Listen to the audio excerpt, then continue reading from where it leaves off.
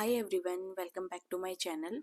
आज हम class 9th history chapter 3 Nazism and the rise of Hitler का part 4 करेंगे। ठीक है, इसमें जो टॉपिक हम पढ़ने जा रहे हैं वो है youth in नाजिज Germany, the Nazi cult of motherhood and the art of propaganda. ठीक है, सबसे पहले जो हम टॉपिक पढ़ेंगे वो पढ़ेंगे youth in Nazi Germany. Hitler was financially interested in the youth of the country. Fanatically मतलब हिटलर का मेन फोकस जर्मनी अपनी कंट्री में किस पे था, उनके यूथ पे था। He felt that strong Nazi society could be establish only by teaching children Nazi ideology. उसका ये मानना था कि अगर हमें एक स्ट्रॉन्ग नाजी सोसाइटी बनानी है तो उसके लिए मेन है कि हम जो नाजी आइडियोलॉजी है वो बच्चों को भी पढ़ाए। ठीक है, this require a control over the child both inside and outside school. इसका मतलब क्या था, मतलब अगर उन्हें नाजी आइडियोलॉजी इन बच्चों को पढ़ानी है, ठीक है, ताकि छोटे से ही वो इसको फॉलो करने लग जाए, तो इसके लिए हमें उनका स्कूल में तो उनका ध्यान देना पड़ेगा। हमें उनका इस आउटसाइड जब वो स्कूल से बाहर जाएंगे तो वहां पर भी उन्हें कंट्रोल करना पड़ेगा। ठीक है, ये ये क्लासरूम्स की फोटो है जहां पर आप देख सकते हैं कि यहाँ पर दिखाया जा रहा है the Jews nose is bent and it's pointed. यहाँ पर 6 से ये पॉइंट आउट किया जा रहा है कि जो जूस होते हैं उनकी जो नोज होती है वो पॉइंटेड होती है। ठीक है, यहाँ पर भी हमें ये दिखाया जा रहा है कि सेग्रीगेट किया जा रहा है, जूस को जो है वो बाहर निकाला जा रहा है स्कूल से। ठीक है, चाहे बच्चे हो गए चाहे टीचर्स हो गए। ठीक है, school under Nazism all school were clean and purify. सारे स्कूल को क्लीन किया गया एंड प्योरीफाई किया गया। इसका मतलब ये था जो टीचर थे, जो जूस थे, ठीक है, या जिनको पॉलिटिकली अनडिजायरेबल बोला जाता था, उनको स्कूल से बाहर निकाल दिया गया, मतलब स्कूल से उनको डिसमिस कर दिया गया। चिल्ड्रन वर फर्स्ट सेग्रीगेटेड, बच्चों को अलग अलग किया गया, जर्मन्स को अलग किया गया और जूस को अलग किया गया, और इनको अलग अलग बिठाया जाता था और ये एक साथ भी खेल नहीं सकते थे। ठीक है, subsequently undesirable children juice the physically handicap gypsies. जो अनडिजायरेबल बच्चे थे जैसे कि जूस, फिजिकली हैंडीकैप्ड, जिप्सीज, इन सबको स्कूल से बाहर फेंक दिया गया, मतलब इनको स्कूल में अलाउ ही नहीं किया गया। फाइनली 1940 में लास्ट में they were taken to gas chamber. Last में इनको कहाँ ले जाया गया, इनको भी गैस चैम्बर ले जाया गया और इनको भी मार दिया गया। Good German children were subjected to the process of Nazi schooling, a prolonged period of ideological training. मतलब जो गुड जर्मन चिल्ड्रन थे, जो डिजायरेबल जर्मन चिल्ड्रन थे, उनको नाजी स्कूलिंग दी जाती थी। जो एक प्रोसेस था पूरा नाजी स्कूल का कि कैसे हमें बच्चों को पढ़ाना है, उनको वो उनको उसके अंडर में डाल दिया जाता था। और जो ये स्कूलिंग होती थी ये बहुत लंबा पीरियड होता था आइडियोलॉजिकल ट्रेनिंग के लिए। ठीक है,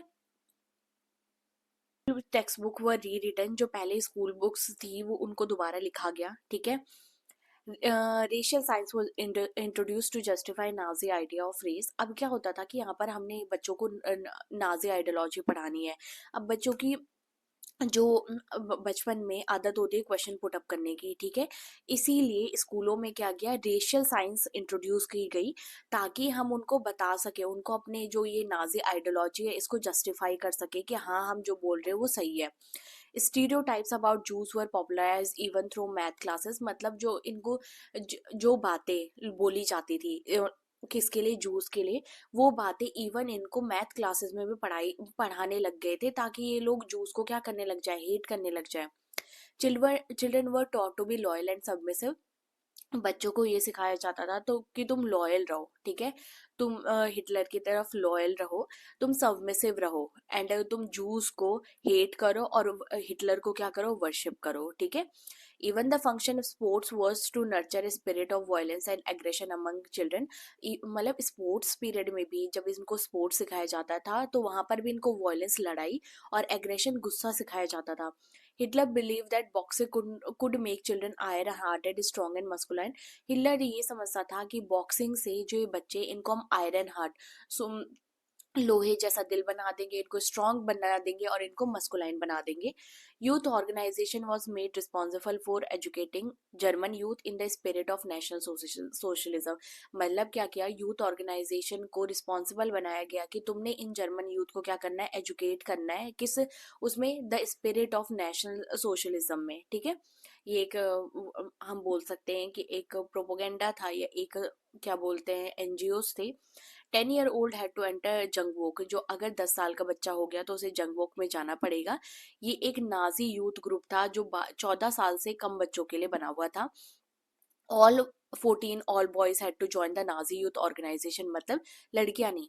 इस ये जो यूथ ऑर्गेनाइजेशन है इसमें एट ऑल एट 14 नहीं, मतलब जो ये जंगवुक है ये तो सिर्फ 14 से नीचे वाले बच्चों के लिए है। लेकिन 14 होने के बाद ही जो ये बच्चे हैं, ठीक है, जो नाजी यूथ है, इनको एक क्या ऑर्गेनाइजेशन ज्वाइन करनी पड़ती थी जिसका नाम था नाजी यूथ ऑर्गेनाइजेशन, जिसको हिटलर यूथ भी बोला जाता है। जहाँ पर इनको सिखाया जाता था कि लड़ाई को वर्शिप करो, एग्रेशन को ग्लोरीफाई करो, मतलब गुस्से को ग्लोरीफाई करो, वायलेंस लड़ाई को ग्लोरीफाई करो, कंडेम्न डेमोक्रेसी, डेमोक्रेसी किसी काम की नहीं है, हेट जूस, जूस को हेट करो, कम्युनिस्ट को हेट करो, जिप्सी को हेट करो, और उन सारी कैटेगरी को हेट करो जिसको हम अनडिजायरेबल बोलते हैं, ठीक है। After a period of rigorous ideology and physical training, they joined the labor service usually at the age of 18। 14 में तो उन्होंने नाजी यूथ ऑर्गेनाइजेशन ज्वाइन कर ली, तो उनमें उनको रिगरस आइडियोलॉजिकल, मतलब अलग अलग डिफरेंट टाइप की जो हिटलर आइडियोलॉजी थी वो सिखाई जाती थी। उनको फिजिकल ट्रेनिंग करवाई जाती थी, और जब वो 18 साल के हो जाते थे, ठीक है, तो उनको लेबर सर्विस ज्वाइन करना पड़ता था, ठीक है। Then they had to serve in the arm forces, उसके बाद उनको आर्म फोर्सेस, हम बोल सकते हैं कि आर्मी में सर्व करना पड़ता था। एंड एंटर, और एक नाजी ऑर्गेनाइजेशन में क्या होना पड़ता था, एंटर होना पड़ता था। जो यूथ लीग थी ऑफ द नाजी, ये कब फाउंडेड हुई थी, 1922 में फाउंड हुई थी, और 4 साल बाद इसका नाम चेंज करके हिटलर यूथ रख दिया गया था। To unify the youth movement under Nazi control, all other organization was systematically dissolved and finally banned। मतलब कि जो ये यूथ मूवमेंट है ये नाजी के कंट्रोल में रहे, इसीलिए पहले जो बाकी ऑर्गेनाइजेशन थी उनको सिस्टमेटिकली डिसॉल्व किया गया, मतलब उनको बंद किया गया, और बाद में उनको क्या किया गया, बैन करवा दिया गया, ठीक है। ये डिजायरेबल चिल्ड्रन ये है, जिनको हम बोल सकते हैं कि जो हिटलर यूथ था जिसको हिटलर पसंद करता था, और ये जूस चिल्ड्रन थे जिनको गैस चैम्बर में या डेथ फैक्ट्री में डाल दिया जाता था। The Nazi cult of motherhood, इसमें हम पढ़ेंगे, हमने उसमें ज्यादातर बॉयज के बारे में पढ़ा, इसमें हम वुमेन्स के बारे में पढ़ेंगे, गर्ल्स के बारे में पढ़ेंगे। Nazi children in Nazi Germany were repeatedly told that women were radically different from man. Nazi Germany में वुमेन्स को ये सबको बच्चों को ये बताया जाता था कि वुमेन्स एंड मेंस अलग अलग है।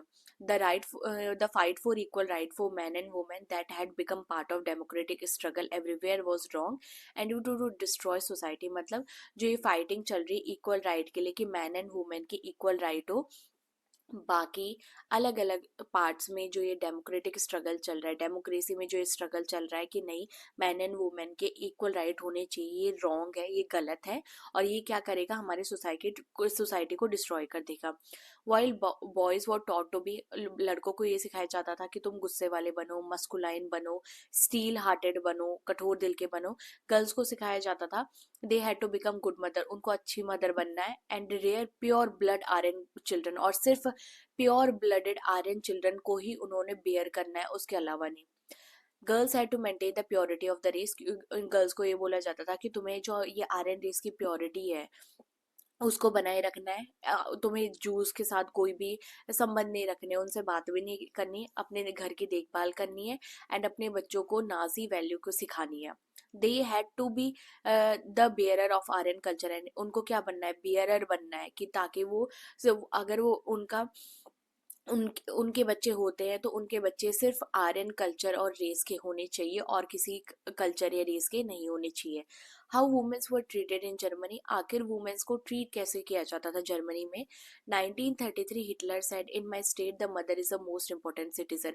1933 में हिटलर ने एक स्टेटमेंट दी कि मेरे स्टेट में, जर्मनी में, जो मदर है वो मोस्ट इम्पोर्टेंट सिटीजन है। But in Germany all mother were not treated equally, लेकिन जर्मनी में सारी मदर्स को एक जैसा नहीं ट्रीट किया जाता था।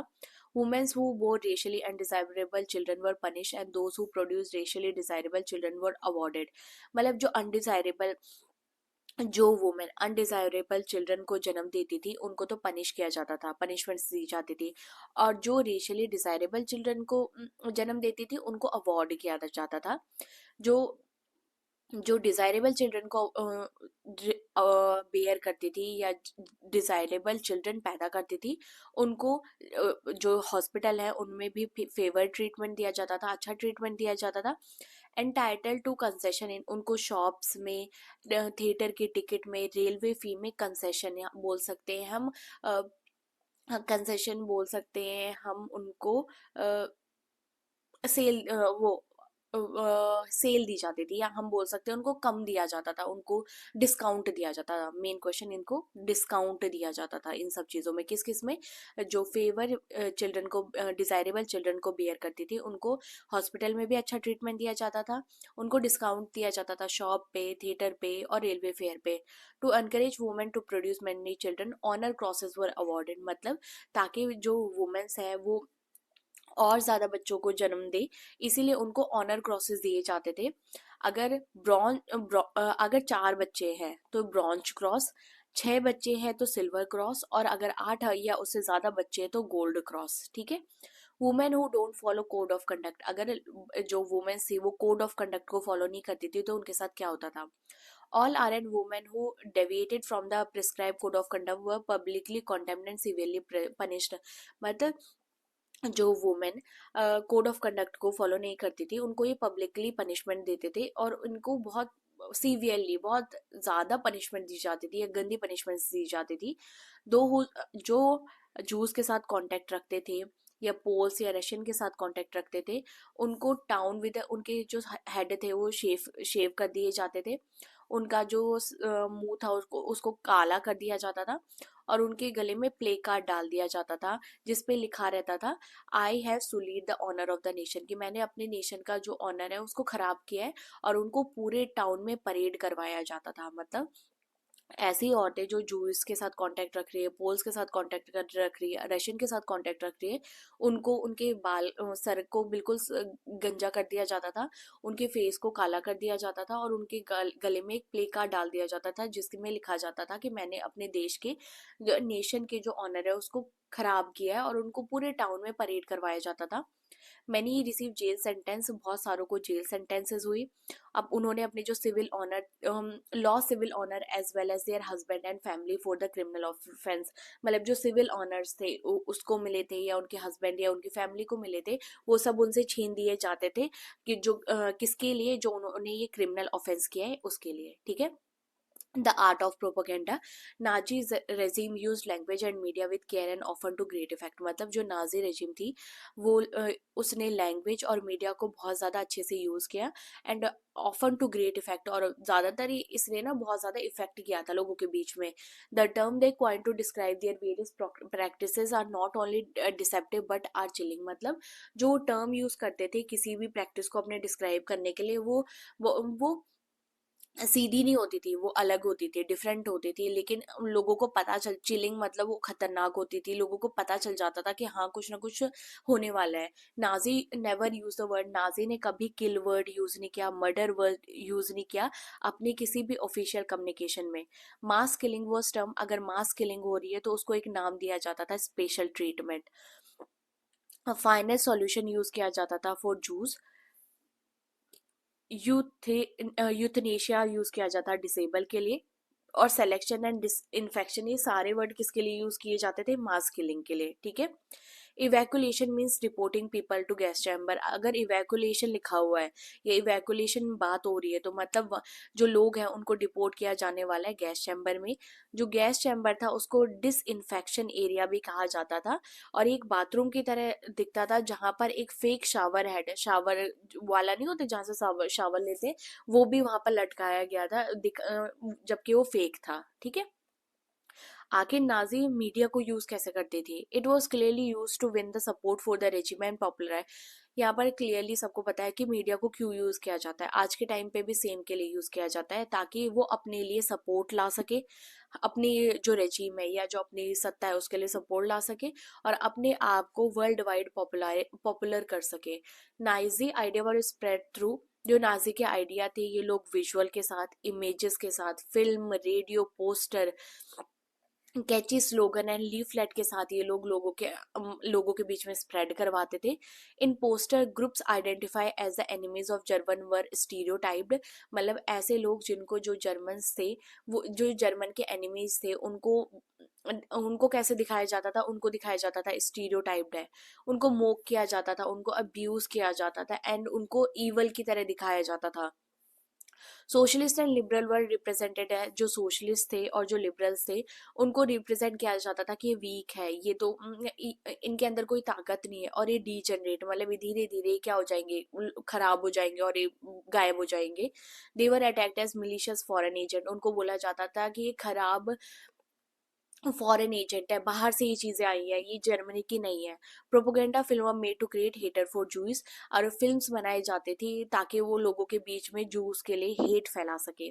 Appearance of juice show in film, आखिर जूस की अपेयरेंस कैसी थी फिल्म में। The most infamous film was the eternal juice, सबसे ज्यादा फेमस फिल्म हुई थी वो थी the eternal juice.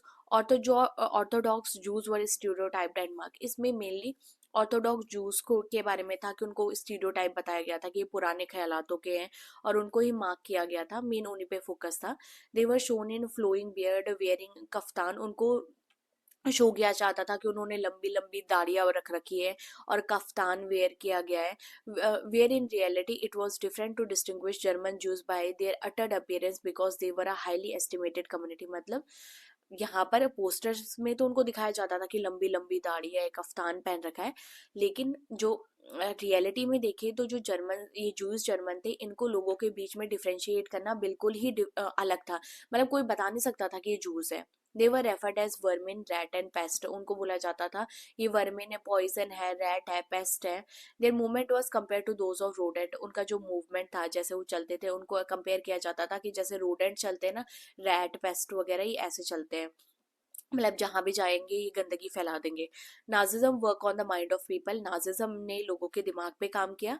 Tap their emotion, उनके इमोशंस को टैप किया and turn their hatred and anger to at those marked as, मतलब नाजी ने इन मीडिया का यूज करके लोगों के माइंड पे काम किया, उनके इमोशन के साथ खेला और उनका जो हेटर था, उनका जो एंगर था, वो किसकी तरफ डाल दिया, अनडिजायरेबल लोगों की तरफ डाल दिया। ठीक है, यहाँ पर ये दिखाया गया है, ये बड़े बड़े इनको कफ्तान बोला जाता है। यहाँ पर दिख रहा है, देखो यहाँ पर इनकी ना दाढ़ियां दिखाई जा रही है, मोटे मोटे अपीयर किए जा रहे हैं। ठीक है, कि ये गोल्ड डिगर्स है, ये देखा जा रहा है कि बच्चों को, मतलब बच्चों को ले जाएंगे ये। ठीक है, Nazi made equal effort to appeal to all the different section of the society, Nazi ने इक्वल एफर्ट किए ताकि वो जो डिफरेंट सेक्शन है पॉपुलेशन के, उसको हम अपील कर सके कि हम अच्छे हैं, जो जूस है वो खराब है, जो अनडिजायरेबल है वो खराब है। They sought to win their support by suggesting that Nazi could solve all their problem, वो क्या करते थे, वो बोलते थे कि जितनी भी प्रॉब्लम सोसाइटी में हो रही है, उनका सिर्फ एकमात्र सॉल्यूशन है, सारी प्रॉब्लम का जो सॉल्यूशन है वो कौन निकाल सकता है, नाजी निकाल सकते हैं और कोई नहीं निकाल सकता। ठीक है, थैंक यू फॉर वॉचिंग। अगर मेरी वीडियो अच्छी लगी हो तो like share and subscribe and again thank you.